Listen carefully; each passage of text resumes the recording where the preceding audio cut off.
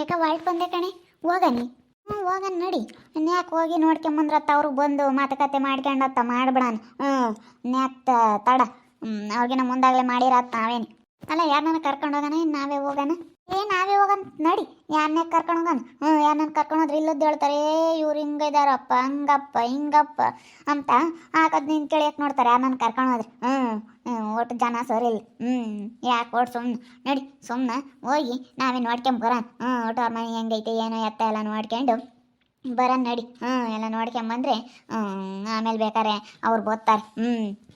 ದೀಪಗೆ ಹೇಳ್ಬಿಡು ಹೋಗೋಣ. ದೀಪು, ದೀಪು ಏನು ದೊಡಮ್ಮ ಬಾರಮ್ಮ ಇಲ್ಲಿ.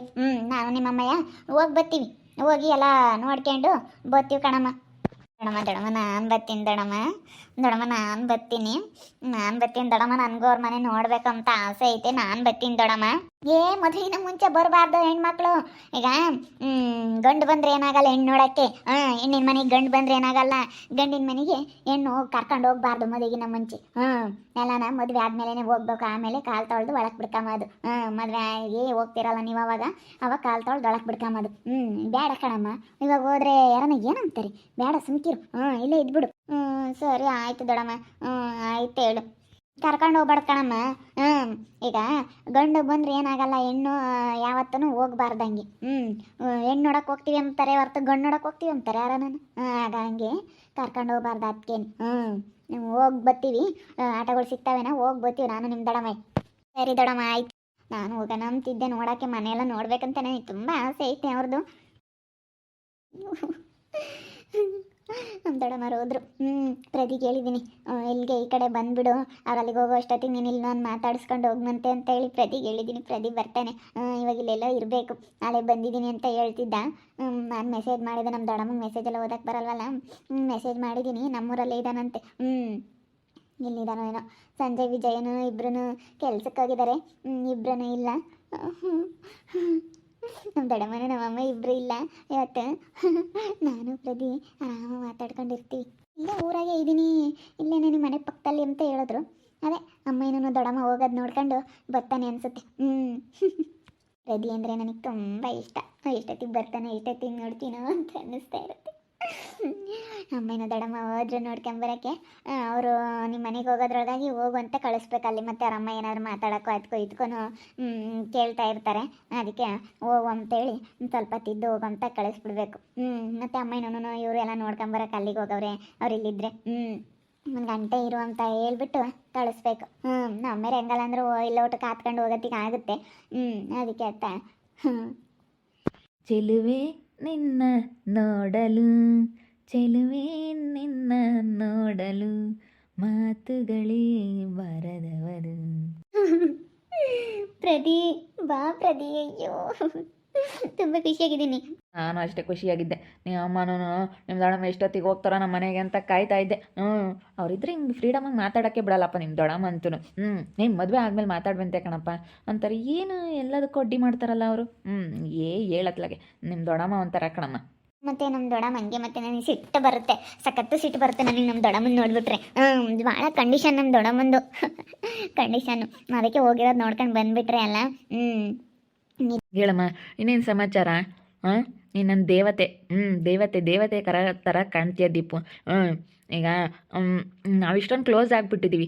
ಅಕಸ್ಮಾತ್ ನಿಮ್ಮ ಮದುವೆ ಏನಾದರೂ ಕ್ಯಾನ್ಸಲ್ ಆಗಿಬಿಟ್ರೆ, ನಿಮ್ಮ ಮನೇಲಿ ಏನಾದರೂ ಒಪ್ಪಲಿಲ್ಲ ಅಂತ ಅಂದರೆ ನನ್ನ ಅಕಸ್ಮಾತ್ ಏನಾದರೂ ಯಾರಾದರೂ ತಾಡಿ ಹೇಳಿ ಈ ಮದುವೆ ಕ್ಯಾನ್ಸಲ್ ಮಾಡಿಸ್ಬಿಟ್ರೆ, ನಿನ್ನನ್ನು ಇಷ್ಟೊಂದು ಹಚ್ಕೊಂಡಿದ್ಯಾ, ಇಷ್ಟೊಂದು ಇಷ್ಟಪಡ್ತಾ ಇದೆಯಲ್ಲ, ಕ್ಯಾನ್ಸಲ್ ಆದರೆ ಏನು ಮಾಡ್ತೀಯಾ? ಅಯ್ಯೋ ಕನ್ಸಲ್ಲೂ ಆ ರೀತಿ ಮಾತನಾಡಬೇಡಿ, ಕನ್ಸಲ್ಲೂ ಆ ರೀತಿ ಅಂದ್ಕೋಬೇಡಿ. ನಿನ್ನ ಬಿಟ್ಟು ಬದುಕೋ ಶಕ್ತಿ ಇಲ್ಲ ಪ್ರದೀಪ್. ನಾನು ನಿನ್ನ ತುಂಬ ಹಚ್ಕೊಬಿಟ್ಟಿದ್ದೀನಿ. ನಿಜ ನಿಮ್ಮ ಜೊತೆ ಇರಬೇಕು, ನಿಮ್ಮ ಜೊತೆ ಮಾತಾಡಬೇಕು ಅಂತ ಅನ್ನಿಸ್ತಾ ಇರುತ್ತೆ. ಕನ್ಸಲ್ಲೂ ಆ ರೀತಿ ಯೋಚನೆ ಮಾಡಬೇಡಿ ನೀವು. ಕನ್ಸಲ್ಲಿ ಆ ರೀತಿ ಅಂದ್ಕೊಳಕ್ಕೆ ಹೋಗಬೇಡಿ.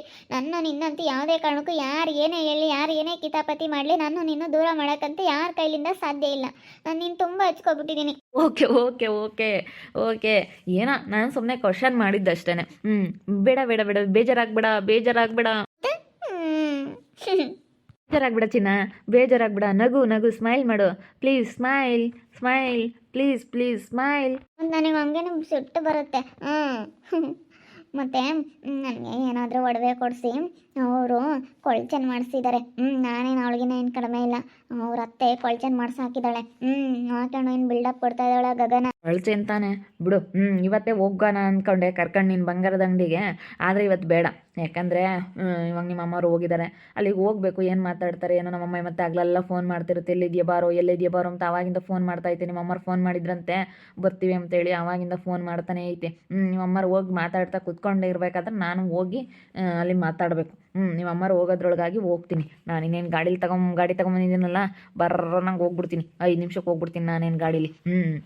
ಅದಕ್ಕೆ ಮಾಡಿಸ್ತೀನಿ ಬಿಡು, ತಲೆ ಕೆಡಿಸ್ಕೊಬೇಡ. ನಿನಗೆ ಬೇಕಾದಷ್ಟು ಒಡವೆ ಮಾಡಿಸ್ತೀನಿ. ನಿನಗೆ ಎಲ್ಲ ಒಡವೆ ಐತಿ, ಏನು ಮಾಡಿಸೋದೇ ಇಲ್ಲ. ಎಲ್ಲ ನಾವು ಬಚ್ಚಿಟ್ಟಿದ್ದೀವಿ ಅಷ್ಟೇ, ಜನಗಳಿಗೆ ತೋರಿಸ್ಬಾರ್ದು ಅಂತೇಳಿ. ಎಲ್ಲ ಒಂದು ಕಡೆ ನಮ್ಮಮ್ಮ ಒಂದು ಸೀಕ್ರೆಟ್ ಜಾಗದಲ್ಲಿ ಬಚ್ಚಿಕ್ಕೈತೆ.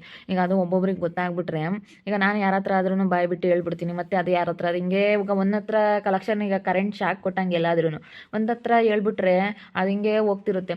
ಅದಕ್ಕೆ ಮತ್ತೆ ಪೊಲೀಸ್ನವ್ರಿಗೆ ಗೊತ್ತಾಗೋದು, ಅವರೆಲ್ಲ ಹುಡ್ಕೋದು. ಯಾಕೆ ಅಂತೇಳಿ ನಮ್ಮಮ್ಮ ಎಲ್ಲ ಒಂದು ಸೀಕ್ರೆಟ್ ಜಾಗದಲ್ಲಿ ಬಚ್ಚಿಕ್ಕಿದೆ ಅದನ್ನ, ಯಾರಿಗೂ ಗೊತ್ತಾಗಬಾರ್ದು ಅಂತ. ಎಲ್ಲ ನೋಡು, ಅವಳಿಗಾದ್ರೆ ಎಲ್ಲ ಒಡವೆ ಮಾಡಿಸಿದ್ರು.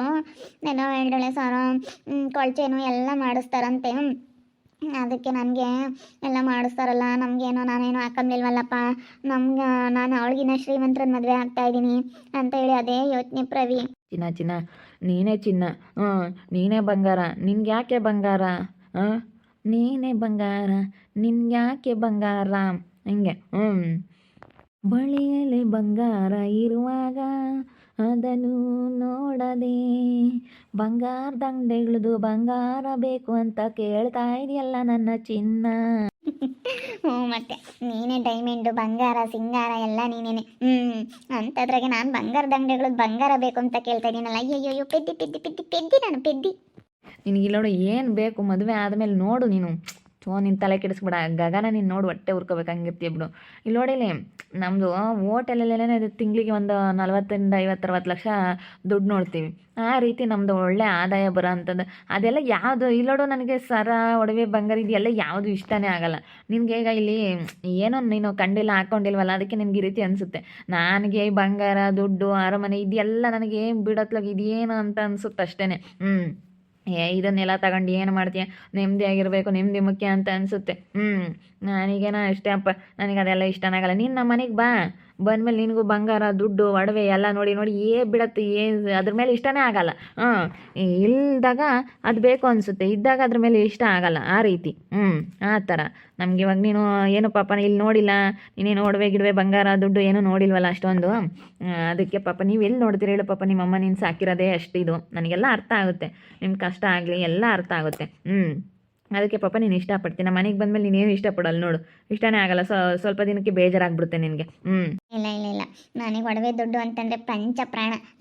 ಅದರಲ್ಲೂ ಒಡವೆ ಅಂತಂದರೆ ಎಲ್ಲ ಹೆಣ್ಮಕ್ಳಿಗೂ ಇಷ್ಟ. ಎಷ್ಟಿದ್ರೂ ಸಾಲದು ಒಡವೆ ಅಂತ. ಸರ, ನೆಕ್ಲೆಸು, ಹಾರ, ಉಂಗುರ, ಕಿವಿ ಓಲೆ, ಈ ಥರದವೆಲ್ಲ ಡಿಸೈನು, ಸರಗಳು, ಕಿವಿಗಳು ಡಿಸೈನು, ಈ ಥರ ಅಂತಂದರೆ ತುಂಬ ಇಷ್ಟ ಎಲ್ಲ ಹೆಣ್ಮಕ್ಳಿಗೂ. ಮನೆ ಬಂದಮೇಲೆ ನೋಡಿ ಮತ್ತೆ ನಿನಗೆ ಬೇಜಾರಾಗುತ್ತೆ, ಏನಂದಿದ್ದ ಅನ್ಮಂತೆ. ಸರಿ ಆಯಿತು. ಇನ್ನೇನು ಸಮಾಚಾರ? ಇನ್ನೇನಾದರೂ ಹೇಳು. ಅದೇ ಬಳಿಯಲ್ಲೇ ಬಂಗಾರ ಇರುವಾಗ ಇನ್ನೇನು ಕೇಳೋಣ, ಬೇರೆ ಬಂಗಾರನ? ಹೆಂಗೋ ಬಂದ್ರಲ್ಲ, ನನಗೆ ಅದೇ ಸಂತೋಷ. ನಂಗೆ ಅದೇ ಮದುವೆ ಆದಮೇಲೆ ಹಾಕಂತೀನಿ ಬಿಡಿ ಬಂಗಾರ ಇಲ್ಲ. ನಾನೇ ಬಂಗಾರ, ಇನ್ನೆಲ್ಲಿಂದ ಬಂಗಾರ ತಗೊಂಬಂದು ಕೊಡಲಿ ಇವಳಿಗೆ? ನಾನೇ ಬಂಗಾರ, ಪ್ಯೂರ್ ಬಂಗಾರ ನಾನು. ನೋಡ್ತಾ ಇರಿ, ನೆನೇನು ಆಗ್ಬೋದಂತ ಮುಂದಿನ ಭಾಗದಲ್ಲಿ ನೋಡ್ತಾ ಇರಿ. ಹಾಗೆ ವಿಡಿಯೋ ಬಗ್ಗೆ ನಿಮ್ಮ ಅಭಿಪ್ರಾಯನ ಕಮೆಂಟ್ ಮಾಡಿರಿ. ಹಾಗೆ ವಿಡಿಯೋ ಇಷ್ಟ ಆಗಿದ್ದರೆ ಲೈಕ್ ಮಾಡಿ, ಶೇರ್ ಮಾಡಿ. ಇನ್ನೂ ನಮ್ಮ ಚಾನಲ್ನ ಯಾರೇ ಸಬ್ಸ್ಕ್ರೈಬ್ ಮಾಡ್ಕೊಂಡಿಲ್ಲ, ತಪ್ಪದೆ ಕೂಡಲೇ ಸಬ್ಸ್ಕ್ರೈಬ್ ಮಾಡ್ಕೊಳ್ಳಿ. ಓಕೆ ವೀಕ್ಷಕರೇ, ಧನ್ಯವಾದಗಳು.